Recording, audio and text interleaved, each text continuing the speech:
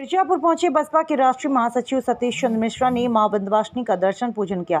कहा कि आगामी 2022 विधानसभा चुनाव में बसपा पूर्ण बहुमत से सरकार बनाएगी। बहन मायावती मुख्यमंत्री बनेंगी और योगी सरकार पर साधा निशाना और कहा कि इस सरकार में ब्राह्मण परेशान है, दुखी है, अब जवाब देना चाहते हैं। मिर्जापुर के सिटी क्लब मैदान में बसपा द्वारा आयोजित विचार गोष्ठी कार्यक्रम में भाग लेने पहुंचे बसपा के राष्ट्रीय महासचिव सतीश चंद्र मिश्रा ने कार्यक्रम से पहले विंध्याचल पहुंचकर मां विंध्यवासिनी का सपरिवार दर्शन पूजन किया और मां का आशीर्वाद लिया। दर्शन पूजन के बाद पत्रकारों से बातचीत में उन्होंने कहा कि इस सरकार से ब्राह्मण बेहद नाराज हैं, परेशान है। ब्राह्मण समाज से जिस तरीके से बर्ताव हुआ, इससे वह दुखी हैं। इसलिए ब्राह्मण समाज ने अब जवाब देने का मन बना लिया।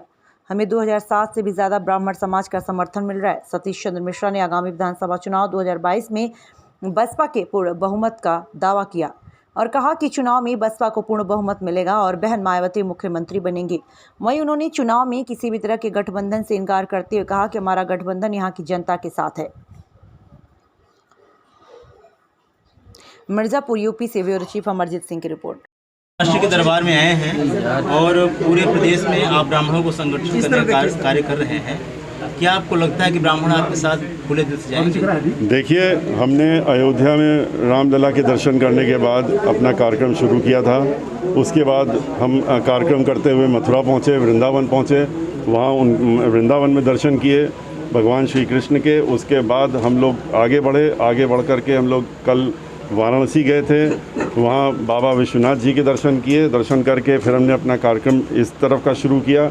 फिर आज मिर्ज़ापुर में कार्यक्रम है, लेकिन मिर्ज़ापुर कार्यक्रम के पहले हमको माँ का आशीर्वाद लेना था, तो आज माँ के विंध्यवासिनी जी का आशीर्वाद लेकर के पूरे परिवार के साथ में हम लोग यहाँ पर हर जगह गए हैं, जहाँ दर्शन पूरे परिवार के साथ करने गए।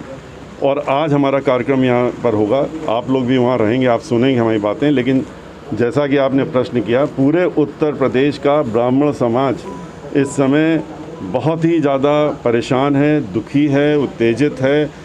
जो सरकार इस समय चल रही है, जिस तरीके से उनके ऊपर प्रहार हो रहे हैं, अत्याचार हो रहे हैं, उनको दबाने, डराने, धमकाने की कोशिशें हो रही हैं, तो ब्राह्मण समाज अब उनको जवाब देना चाहता है। जिस तरीके से 2007 में उसने बहुजन समाज पार्टी के साथ में मिल करके और सरकार बनाने का काम किया था, और अब की बार जब हम निकले हैं तो उस बार भी निकले थे, लेकिन अब की बार निकले हैं तो जितना 2007 के पहले ब्राह्मण समाज ने हमको समर्थन दिया था बाहर निकल करके, अब की बार उससे कई गुना ज़्यादा उत्साहित और आगे आकर के वो हमारा समर्थन दे रहा है।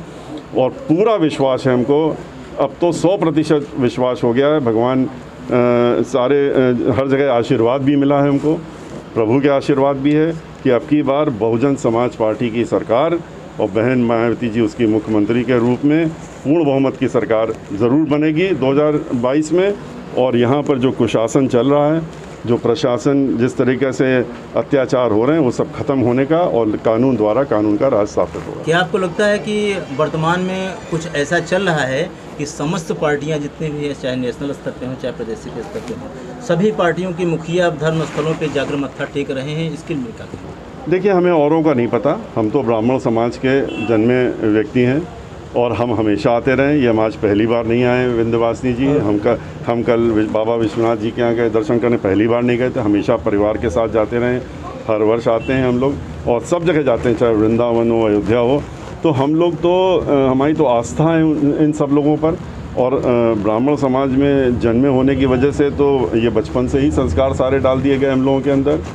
और जब तक जनेऊ हुआ उपनयन संस्कार, तब तक तो इतने संस्कार डाल दिए गए कि घर से हम लोग बाहर निकलते ही नहीं जब तक